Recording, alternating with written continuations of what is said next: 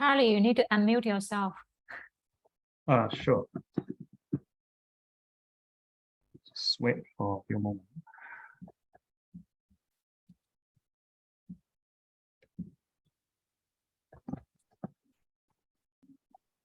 All right.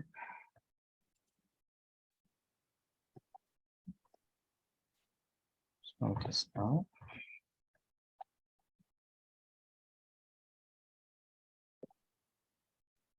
So I think it's already time, and I'll make a start.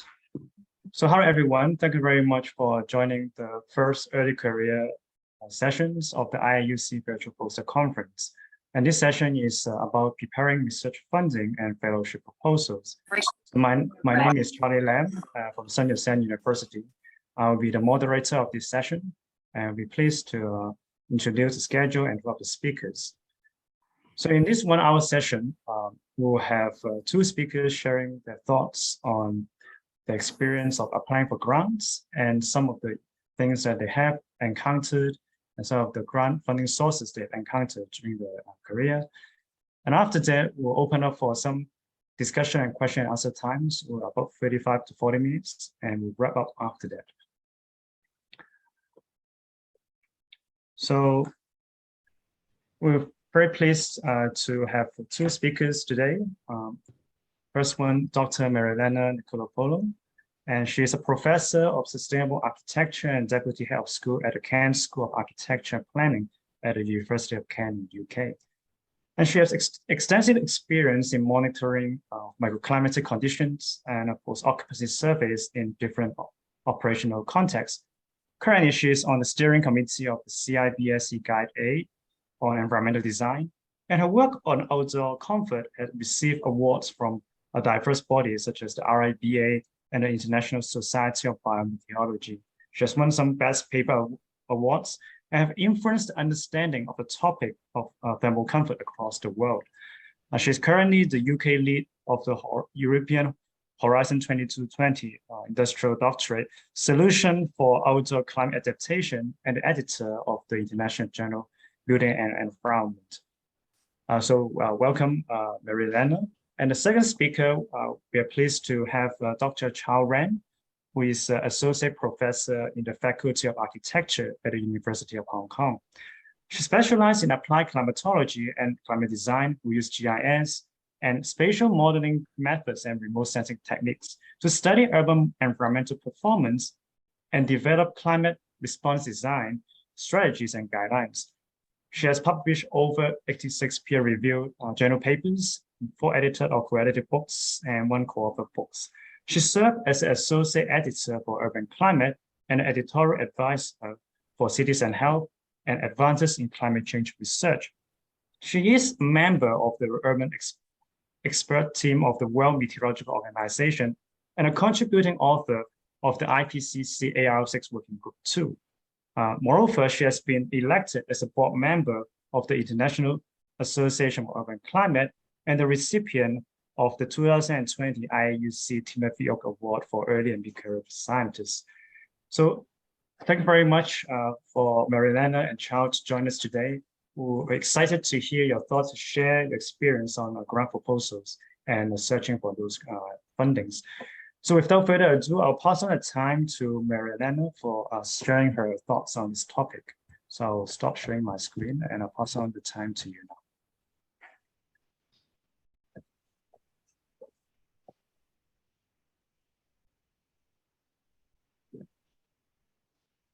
Hello, everyone.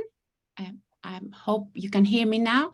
Thank you for the invitation. It's great to be here with all of you, and I'll try to share my screen. And I hope you can see me.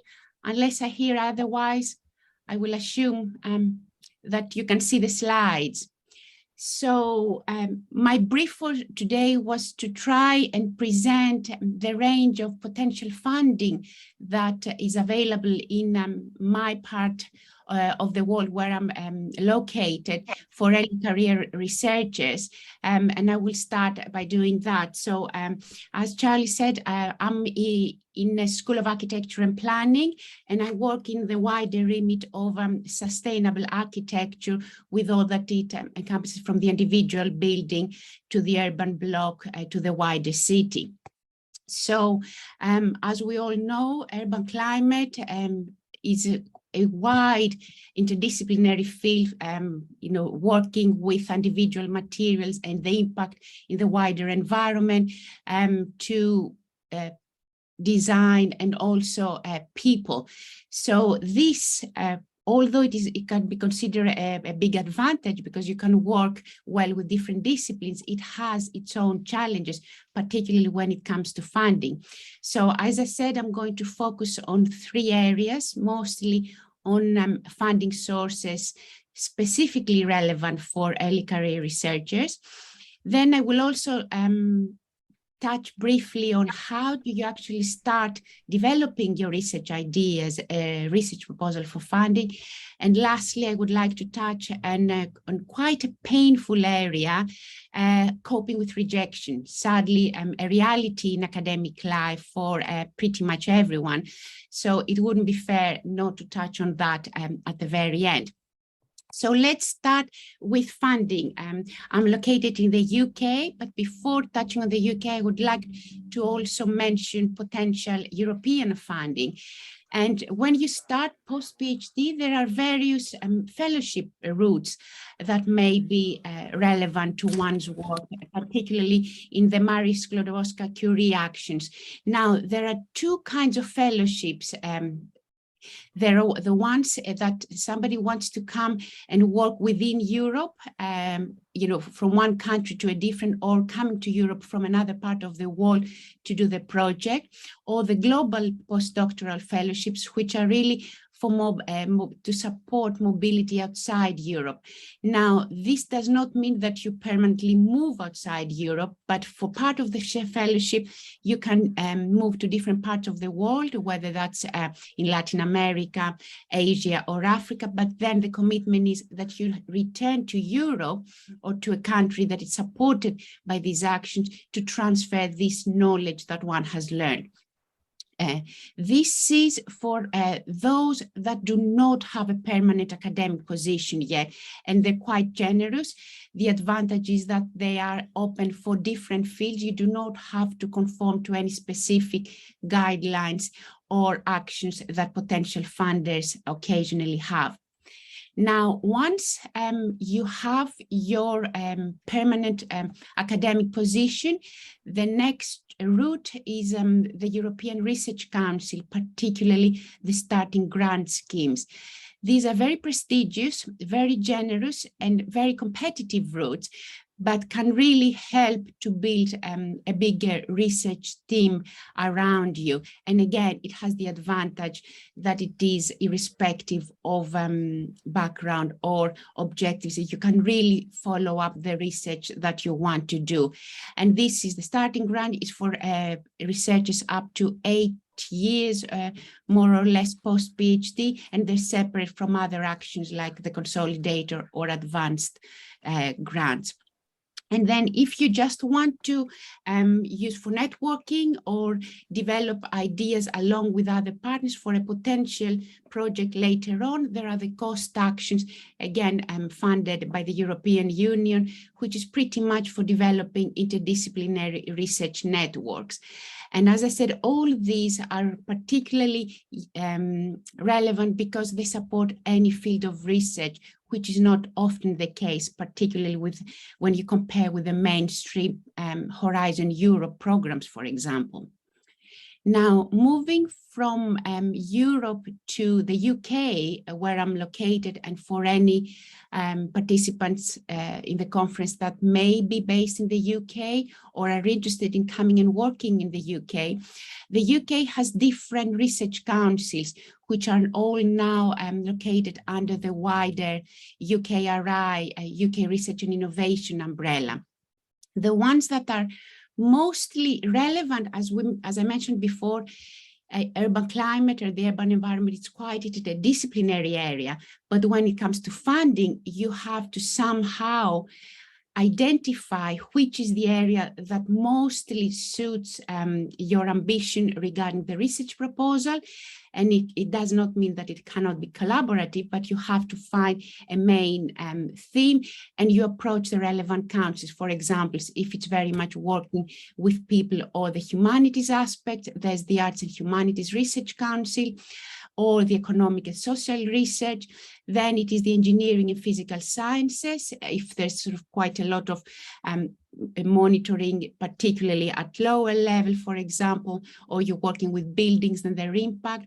And then also for applied climatology or even meteorology, there is the Natural Environment Research Council, which can be relevant to a similar streams of work. There is also Innovate UK, which is more applied, and it has to do with when you're working with industry quite closely. So these are the 3 to 4 research councils that are more relevant to a researcher working in this area. And all of them, they have similar streams which are suitable for early career researchers. There is the fellowship route, which is particularly useful for those that, again, that do not have a permanent academic position in a university. There is a standard fellowship route, which can be irrespective of, which work does not highlight what the aims or objectives should be. So you can really get it to suit your work and applying to one of the research councils that your work most closely fits. There is a much more ambitious Future Leaders Fellowship, which is very generous, and it's, again, particularly relevant for those that may be moving between sectors or have very ambitious route for very ambitious ideas, but you need a very strong track record for that. And then there is also another fellowship route available to all the research councils if you want to return to research after a break for personal reasons, whether that is for caring, if you are a carer, for family, health reasons, etc. Now, these are for before you actually have secured a permanent academic position. And normally, by the end of this fellowship, the commitment of the university is that they will give you a lectureship. Once you have a permanent academic position in the UK, you can apply for the New Investigator Award, which they are specifically ring-fenced, so you're competing against other new investigators rather than more experienced academics from the wider sector. And then again, there are network grants if you want to use it for networking with other participants in the UK or in between fields. So these are open to all the research councils. Then different research councils have separate routes. Oh, I should also highlight that with the exception of the Future Leadership Fellowships, which is normally a call once a year, all the other routes are open-ended, so you can apply any time of the year. There is no constraint from that point of view. Moving on to specific research councils, each research council has additional routes, some of them which are open for all, but others which are also quite relevant for early career researchers. For example, from the EPSRC, Engineering and Physical Sciences, there may be grants for overseas travel in order to networking, collect data, and work with collaborators outside the UK. There's sort of bilateral routes for working with overseas scientists, and there have been calls, for example, recently for Ireland, Luxembourg, and Sao Paulo in Brazil. There is also a route for discipline hopping. If you want to involve, whether you're starting from ICT or you want to embed ICT in your work, there are specific calls for that as well if you apply to the EPSRC. These are sort of just some examples. If your work is more humanity-based, or you're using the work from climatology for arts and humanities, again, there are different early career fellowships, for example, working with cultural or heritage institutions. And climate change, remember, is becoming a very big umbrella for work across different sectors. There are design exchange partnerships, or, if you're interested in impact and engagement, there are follow-on fundings. If your work is very closely related to digital research, there are fellowships available there. Or if you're interested to working with broadcasting and media, there is a route for the BBC to use the BBC platforms and the generation thinkers. And again, there are different cross-country collaborations, pretty much as there was with the EPSRC, with different countries, and these are some of the recent calls. Moving on to NERC, the natural environment, which is particularly suited from those in geography or climatology or even meteorology. Again, there is work working with US-based researchers or Brazilian researchers, which has been active quite recently. And there is another very interesting route for urgency funding.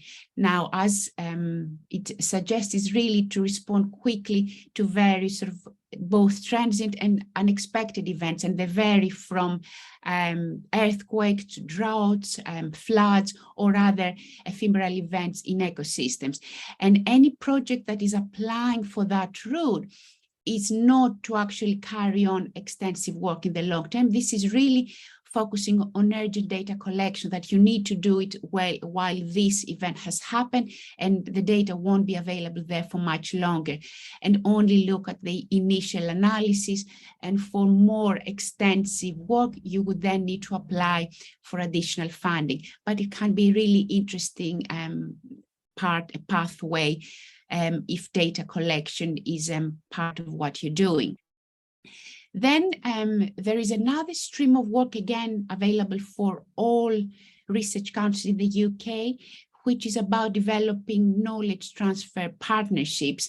And it's very much about working with an industrial partner, whether it is a company, a practice, using the wider definition of industry. And it's a call it's a project that will need to be led by the industrial partner. The industrial partner is not there to support the academic, it's the other way around, but it really helps to employ a graduate, and that graduate can be post-bachelor or post-PhD, depending on the complexity of the project or the needs of the partner, and really can help fund applied research for the needs of the company. And it has led to some really fantastic projects and outputs.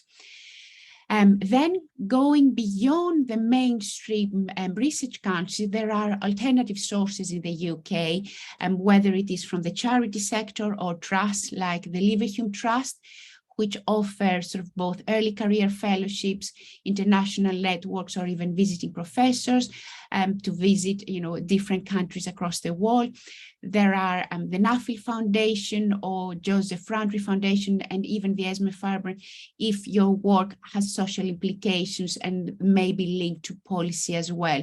So it's worth looking at smaller potential projects and smaller funders beyond the mainstream research councils, and even professional bodies, particularly if you are post-PhD and you're looking for a small piece of work. Professional bodies in the UK, like the Royal Institute of British Architects or even the Chartered Institute of Building Services, who have supported some work on urban heat island in cities and the impact for buildings, can even those be relevant funders for your work. So it is worth always looking at low-lying fruit, if we may say, so to speak. So this is regarding the funding scene. Now, say you know what you've got to do, but how do you go about developing your research proposal? So where do you actually start? Well, the most obvious one, the most apparent one would be to expand on your PhD.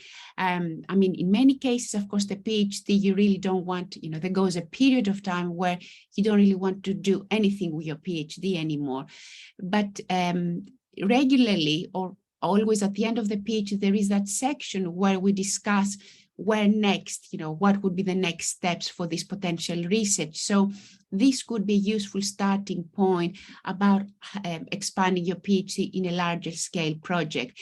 And in a way, that's what, using personal experience and personal example, that's exactly what I did when sort of 25 years ago, more or less after the end of my own PhD, I expanded that work and developed the RUROS project about looking at urban comfort, outdoor comfort across different European cities. It was quite ambitious, quite bold, and I worked with other partners, but the inspiration really came from my PhD and effectively scaling it up. If you don't want to work with your PhD and you want to change direction, that is where the value of the pilot study can be really useful.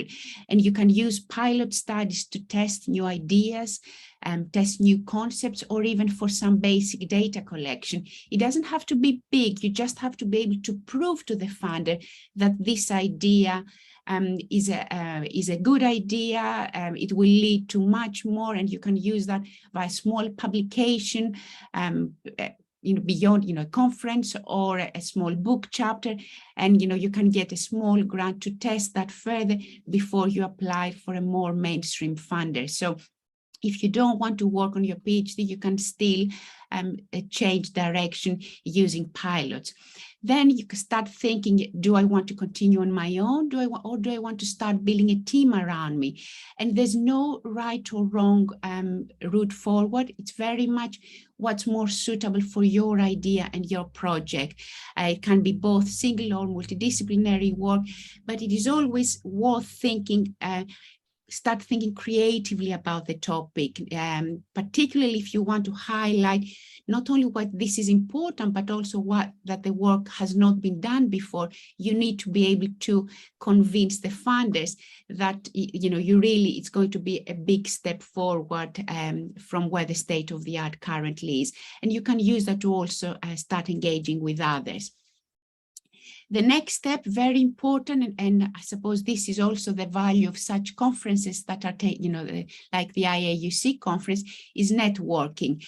And I cannot stress how important it is, particularly for early career research, in terms of meeting other like-minded people, or perhaps meeting people that you have read about their work and you have used in your PhD, and discuss your ideas. You can get informal feedback in various networking events. It doesn't have to be written feedback, but you can discuss your ideas in a more relaxed environment, which can be very useful. You can even reach out to potential collaborators or research partners that may be relevant. If you're thinking about a project or scaling it up, it can be a very good place to discuss your ideas with potential partners. And this is both about finding partners from other higher education institutions, or even beyond, maybe companies or industrial partners that you want to work with, or that would be useful to support your work. You have to reach out to them. Or if you're in the UK, for example, where for the proposals, we regularly need to provide advisory boards, or we need to get letters of support from other partners from industry or companies. This can be a very good way of reaching out to them getting to know you, so that later on, if you may need a letter of support from them, you can always refer to the meeting that took place in a conference or in a research event. You can also find potential reviewers, whether it is about a paper that you're working in, or working with a publisher. Networking is a very important part of academic life. And always remember, effectively, don't put all your eggs in one basket, whether it is for a paper, for a project, proposal, or a funder.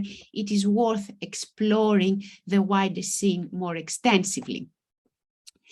So you've got the idea, you've got your consortium. How do you go about developing your proposal further and effectively write a successful research bid? All universities nowadays more or less provide events that are centrally organized about writing bids, writing grants, getting sessions, or effectively, I know in the UK, for example, we have the session Shut Up and Write, or the UK, they organize mock panels where you can actually see successful proposals.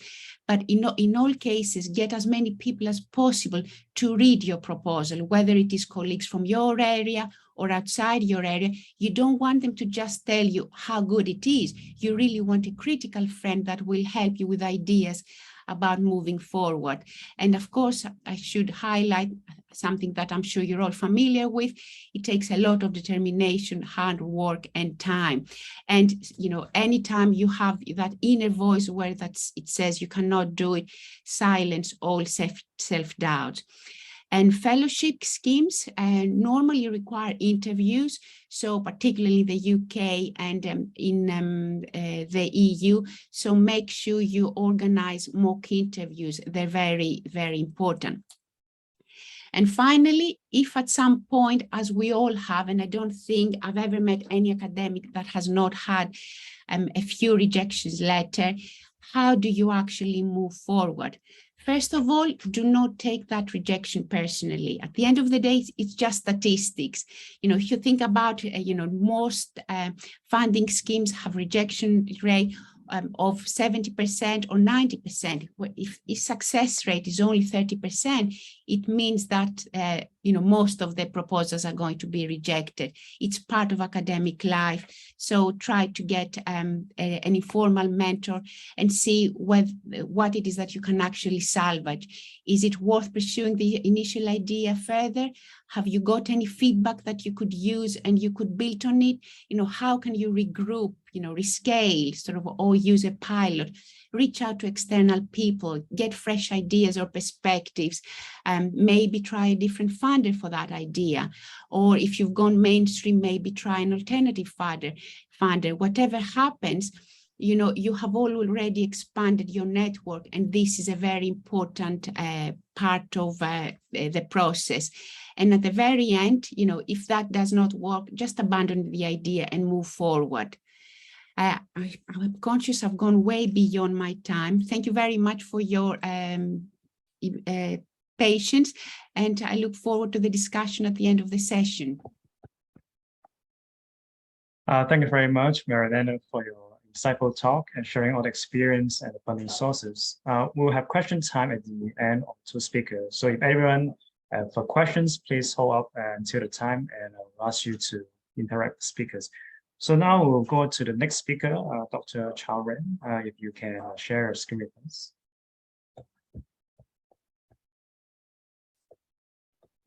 Okay, hello everyone. My name is Chao from the Faculty of Architecture, the University of Hong Kong. My research interest is sustainable urban and environmental design, urban climatic application in urban planning, and urban scale climate change. For today's session, let's talk about early career funding application sharing session. I assume myself is just past early career. Now it's around the mid-career stage. So from my working and education experience, you can see I'm mainly based in Hong Kong. So for today's sharing experience, I would like to share my personal experience, how to apply the funding from Hong Kong or China. And for my early career stage as assistant professor from 2012 to 2016, I got 15 research grants and governmental consulting projects, 11 out of them as a principal investigator or co-principal investigator, and secured over $2 million USD of the research funding. So if you actually, no matter you work in Hong Kong or mainland China, like Marialena explained, you can always find this kind of local serious research funding agent. For example, in China, we have this Natural Science Foundation, similar in the US, and also in Hong Kong, we have Research Grant Counselor. So normally for this kind of research funding, they encourage the researchers to apply for individual scientific study. Normally they have two schemes. One is a general research grant. The other one is tailor-made for early career researchers. The grant size is about 0.1 million US. Normally they welcome the project around 2 to 3 years. Here I show you my record. So you can see when I graduate, when I got the position as assistant professor, so the first grant I got is applying local climate zone into high density, high-rise cities, a case study in Hong Kong. That one is belong to the early career research scheme. So for this one, normally it means you only compete with other early career researchers. For this kind of research scheme, they welcome the fresh assistant professors to submit their proposal. And so this proposal is my PhD extension. And after that, I accumulate local climate zone related experience. So I further developed that into another 2 projects. One is funded in 2016. The first one, a perspective 1960 to 2030 of Hong Kong urban development and urban climate, a historical context for future actions. So I examined the urbanization impact on the local climate situation and also predict the future climate change to understand the future situation. Another one is a study of local climate zone of subtropical China Imperial Delta region by using the WUDEPT method for better comfortable living and sustainable urban planning. So for this one, I try to scale up the study area size from the city level to the regional level. The PRD region is the big region in this area. So I try to understand what happened at the regional level. And then later, after 3 projects focusing on the local climate zone, I moved my research interest to the extreme heat wave events. So the next one funded on the climatic responsive planning and action for mitigating heat-related health risk at the community level in high-density cities, a case study. So probably when you spend a few years on one research topic, and later you can slightly move on to the next one. And like Marialena mentioned, you need to prepare some initial papers, initial studies, and provide a solid track record for another new ideas, new proposals. And so based on my personal research application experience, I think the most important point is start early. Even at your PhD study or at postdoc fellow stage, you probably should start think about what is the next research proposal. And like we suggest, the first research project could be your PhD study extension. And very often we have many ideas and try to be not too ambitious because like what I mentioned earlier, so this kind of funding scale is really focused on the individual scientific study.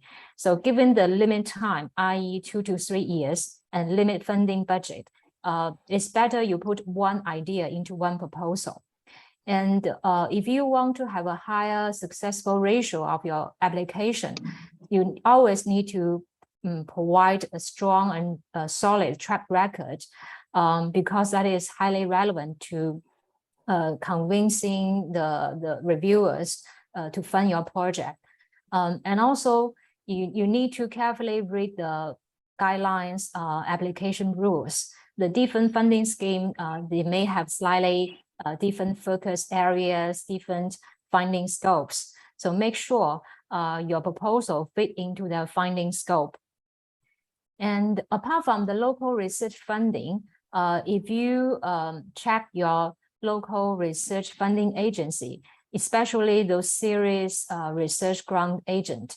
For example, in Hong Kong, we have Hong Kong Research Grant Counselor. So they always welcome this kind of international, interdisciplinary collaborations. Here, I list a few.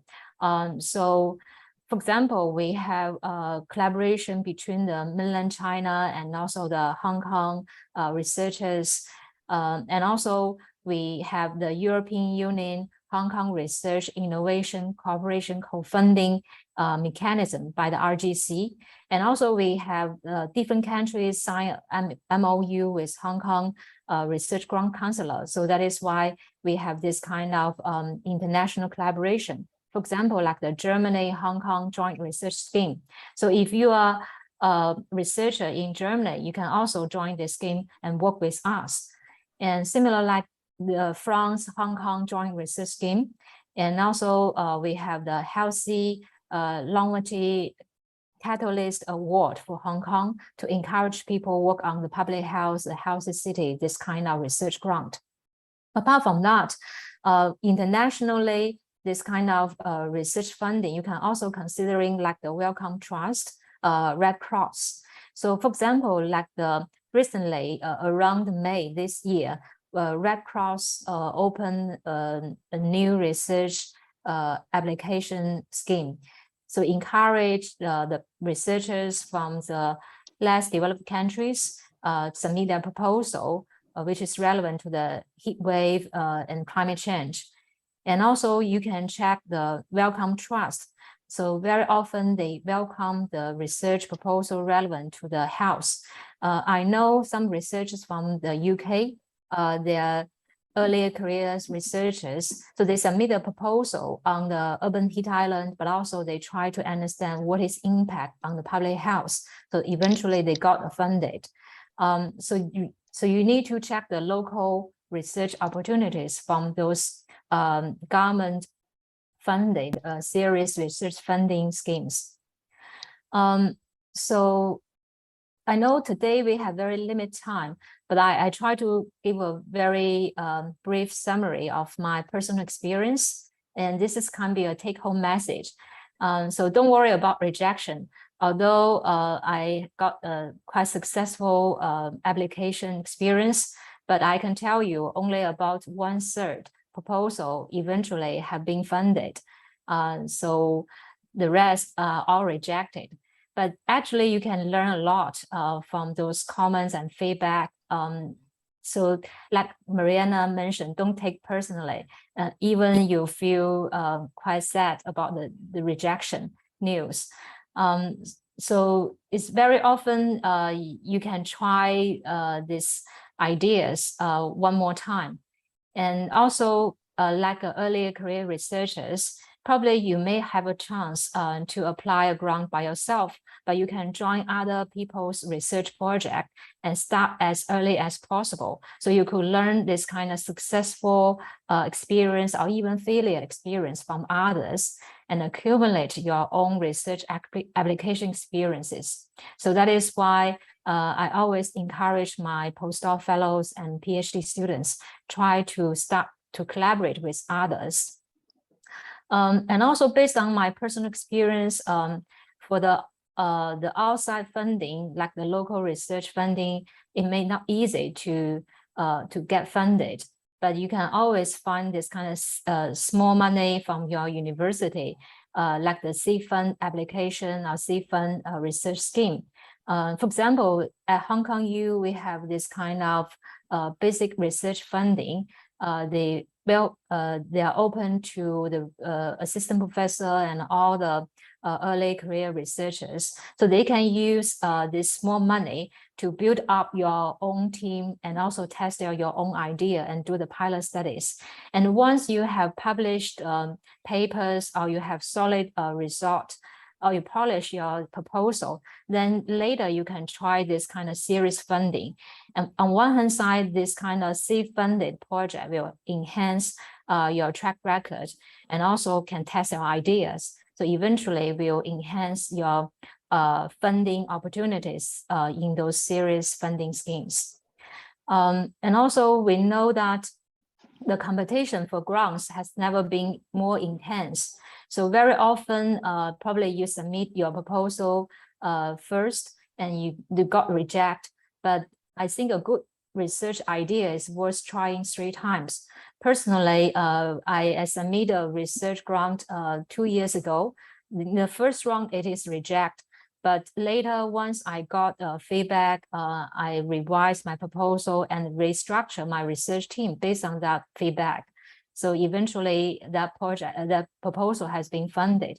So that is why I encourage you to think about and try one more time, even you got the failure at the first time. And also you need to see, probably you should spy others, the funding opportunity. For example, in Hong Kong, for our research grant counselor, they always tell people which project has been funded. You can spot on with other funding results and look for what kind of project they funded. Very often I found hot topics of popular science could have a high chance to be funded. Because you know your reviewer, they may not exactly in your field. So sometimes when we submit a proposal to this kind of serious research funding agency, we got 4 or 5, probably only 1 or 2 reviewers there with exactly expertise areas, but maybe 2 or 3, they are in the other or similar research areas. So that is why when you select those study topics, you should consider hot topics of the popular sciences. And also very often, I think if you prepare a proposal, if you, after finishing it, if you read it, you think it very exciting and also this a worthy story, and then there's a higher chance. So try to be a good storyteller. And when you prepare a proposal, you should provide a clear focus and the logic research steps. So even the layman, even your boyfriend, your girlfriend, or your teammates, they can read and understand your research methodology step by step. That is definitely a successful, very good proposal.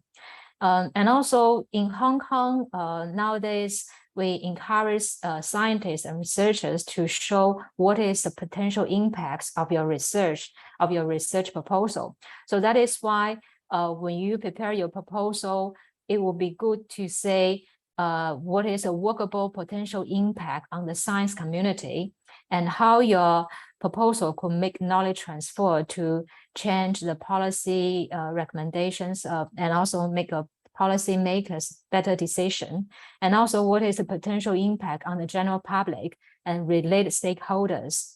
And very often I will ask them to provide a supporting letter for my proposal. So there will be a good point to enhance the chance be funded. And last but not least, we all just need a little bit luck.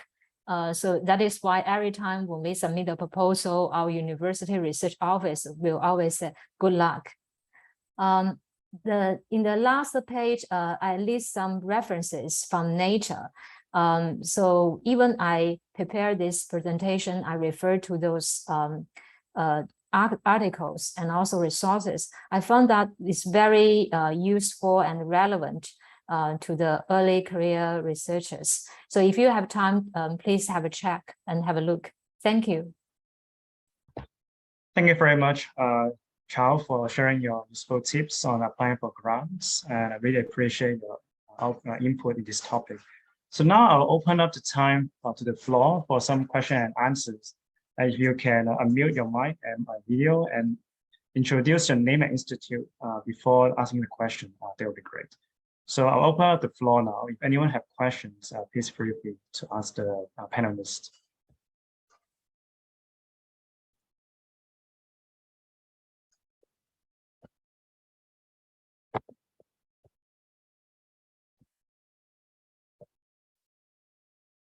So maybe I'll just start with one question. So can you share some experience in applying for grants relating to the industry or the local government? So what are some of the tips of applying for those grants? So maybe Marialena and Chao can share on this topic. I can start with this discussion. We see more and more particularly applied research or a problem that is particularly relevant to an industrial partner or company that they want some advice. Although the ideas of what has been presented apply to these kind of proposals, also there is a bit of a communication problem early on when we start working with them, if I generically call them with the industrial partner. As academics, we always keep a question mark at the end. We are never 100% certain. We say, yes, this mostly apply, or this would be relevant, or we try to generalize. But very often the industrial partner is not as much interested in the wider picture. They just want an answer to their problem. So trying to make it much more focused to their interest it's part of an issue, and the kind of language in terms of being much more reserved, much more academic, can be a bit of a problem early on, because sometimes we want to convince an industrial partner to work with us, and they will say, well, what's in there for me? Why should I bother? Why should I waste my time? Or for a company, particularly a smaller company, time is money. And even if they do not have to put actual cash in a proposal, they have to spend some time with them. So this is where we need to be very careful and very focused in terms of making the problem relevant to them and their practice. So I suppose that will be part of the very quick get home message from me. Thank you, Marialena. How about Chao? What's your experience with applying for grants with the industry? I think for the governmental fundings,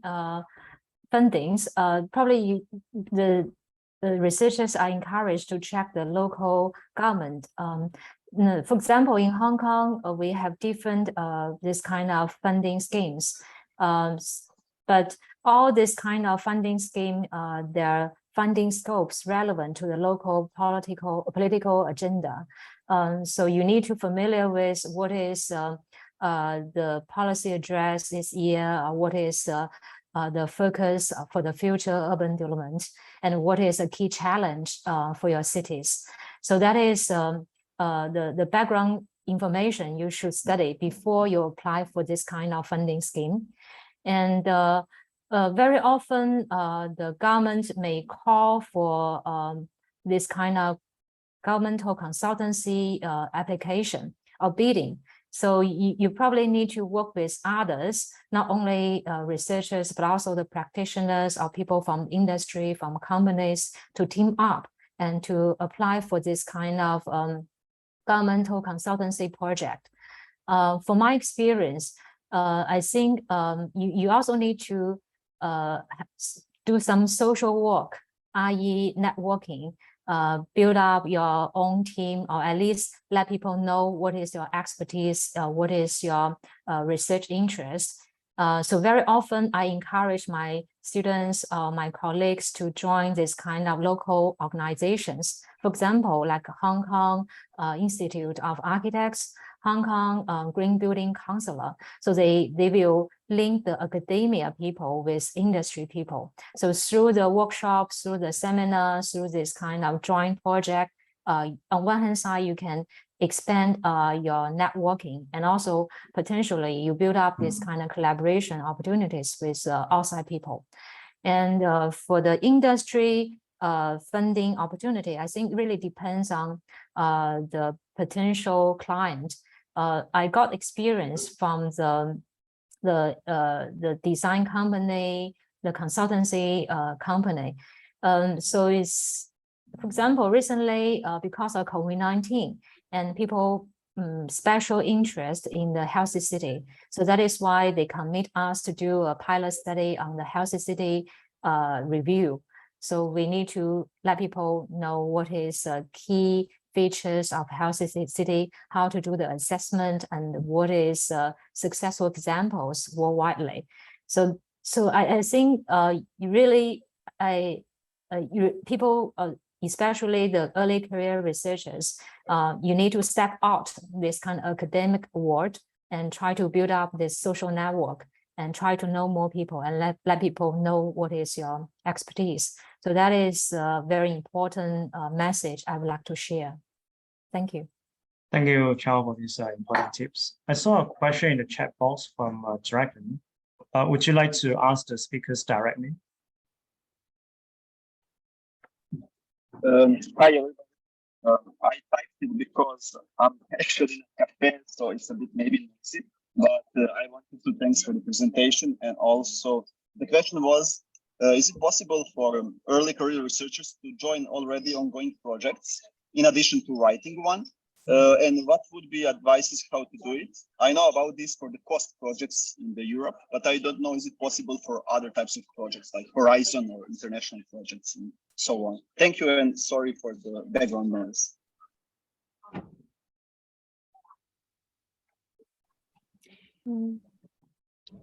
That's an interesting question. Thank you for posing it. There are, I suppose there is the question, there is the issue of, do you mean joining it as a researcher or as a potential user, for example, of what the outputs are? I think in the majority of cases, it may not be possible to join existing consortia or existing projects as a researcher, but it would definitely be able to use, for example, to join existing initiatives as part of the wider audience, or when dissemination events may be organized, or joining, sort of receiving the newsletters as part of the wider community. I think in that respect, it will be possible, but I'm not aware of any funding schemes apart from the cost where one can actually actively join the research consortium. I don't know whether it may be different in other parts of the world, but most definitely as part of the wider academic community and user and the wider networking, I think even researchers are very interested in linking up with others that work in similar areas. And that's why, whether it is they put up email communication or wider intranet that would be for the wider community, that's the purpose of that.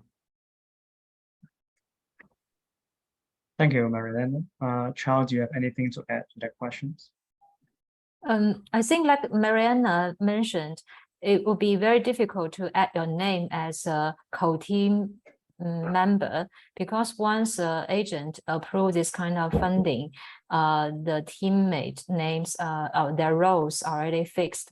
But definitely, you can still collaborate with the team based on their initial study result, or maybe you can add some new ideas for this kind of research project. So I think that is always happens. Yeah. Sure.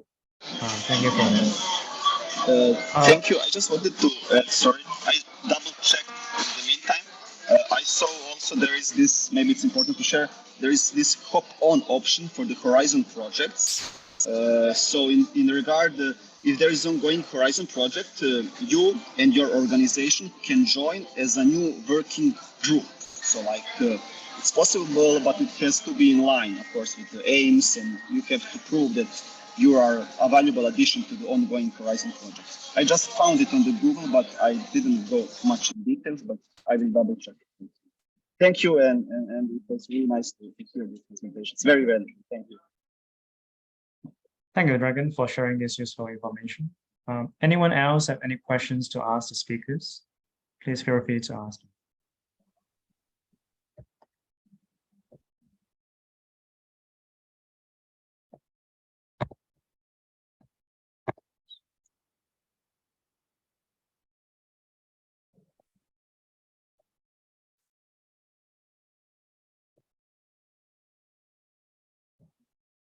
Well, I have other questions. So you mentioned about international collaboration grants, and I wonder, how do you find those collaborators? And do you need to have some collaboration with them, such as writing papers together, in order to have a successful application for such grants. Can you share some of the experience on that? Maybe I go first. Sure. I think this kind of international conference could provide us an opportunity to expand our networking. So that is why I got several this kind of international collaboration opportunities through the ICUC conference. So that is why I always encourage my students to join this kind of conference. But unfortunately, this year we only have a virtual conference instead of face-to-face communication or meetings. But I do think the conference is important place to let people to share their experience and their views. And once we have this kind of face-to-face meetings and chat, sometimes we may have new ideas. So for example, one of my recent published book, which is Climate Science for Planning Healthy Cities. So I met Professor Glenn McGregor at AMS, American Meteorology Society Conference, back to the 2017 in Seattle. And his team gave a presentation. I asked some questions, and then later after the presentation, after the session, we talked, and then suddenly this idea came into our mind. So we said, why not we have a book talk about hard science of climatology, but also talk about what is impact and relevance to the healthy cities. So that is why we very quickly to wrap up this idea. And because the AMS conference, there's a session, all the different kind of publishers and press, they are there. So that is why we also talk with Springer and also Routledge, and the Springer's editors give us very positive feedback at that conference. So and after the conference, about half a year or 3 months, I forgot the details, but later we submitted a proposal and got funded. So that is kind of experience how we build up the collaboration and also convince a publisher this is a good idea and worth to try. And apart from that, I also have a collaboration opportunity through the conference. So I work with Dutch people from the Wageningen University and Utrecht University. So I do think the conference is definitely a very good place to meet new people and sell your research ideas. So that is why I encourage them to attend the conference as much as possible. Yes. Yes, indeed, Chao. A conference is a great place to meet like-minded people. So Marialena, do you have anything to add to this question? Yeah, completely agree. And that's one of the key purposes of a conference, international conference particularly, I suppose, but also sometimes don't be afraid to reach out to people. I remember my experience as an early career researcher straight after my PhD when I was putting the RUROS proposal together. There were some researchers I knew, some at the time, Professor Lutz Kachner, I had met him in a conference and I wrote to him.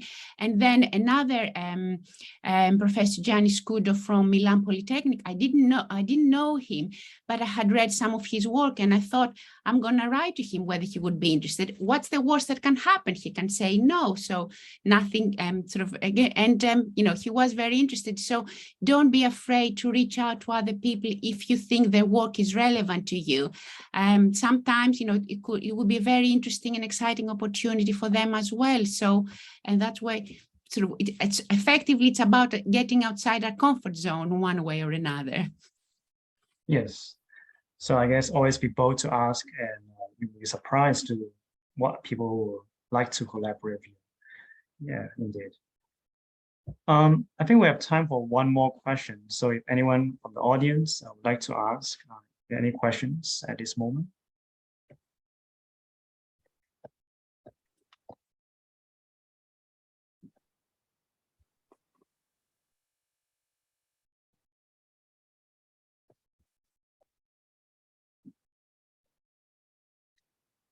Okay, I have one last question. So would you like to share what are some of the common mistakes people should avoid in writing grant proposals?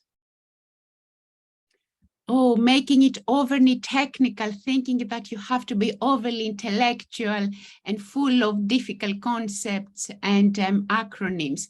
I think, as Chao said, you know, it has to be a story. You're telling a story, you're trying to convince, and in many cases, probably the majority of cases, the reviewers are not going to be the one or two experts that you would like to evaluate your proposal. So it has to be widely understood by somebody, you know, from the wider community. So try to make them sort of a well-structured, and at the end of the day, Chao, you're absolutely right, it is a story you're telling. We're trying to convince the funders that our story is much more exciting than other stories they're going to read and fund us, considering they're going to fund 1 out of 10 or at best 3 out of 10. This story has to be very sort of exciting and interesting and inspiring, and it is really the reality is in the first paragraph or so, they're going to make up their mind whether they like the story or not. So don't start with a very, very technical introduction. Thank you, Marialena. I saw a question from the chat box. They asked about international collaboration. Is there something specific with the Latin American universities? As far as I know, I think you can consider like this kind of welcome trust. So they do welcome the Latin American people, researchers to apply this international funding scheme. And also like some Bill Gates Foundation, they also welcome this kind of international collaboration, no matter which country you're from. And Marialena, do you have any knowledge of those grants? I mean, in terms of the European projects, they normally welcome partners from other parts of the world, including Latin America. And when it comes to the UK funding, this very much depends on the funder or the timing, or occasionally they offer bilateral agreements, as it has been recently with Brazil, but that's not all, these are not always open. They're very, you know, specific calls every few years. Thank you. So I would like to wrap up. Thank you very much once again for Marialena and Chao for sharing your valuable experience with early career researchers. We're proud about your stories of applying for different grants, how to structure the proposal, and how to do networking to look for different grant opportunities. So the purpose of this workshop is to develop a database of such grant opportunities, and we'll get a PowerPoint and we'll find out a way to share those resources with the participants in this session. So please stay tuned. And tomorrow we have another session on the JEDI, justice and equity for researchers at different parts of the world, followed by the CV session the day after that. So please stay tuned for the next 2 ECR sessions. And once again, please join me for thanking Marialena and Chao for contributing their thoughts in this session. Thank you very much. Thank you. Bye-bye. Bye-bye. Thank you very much. Thank you.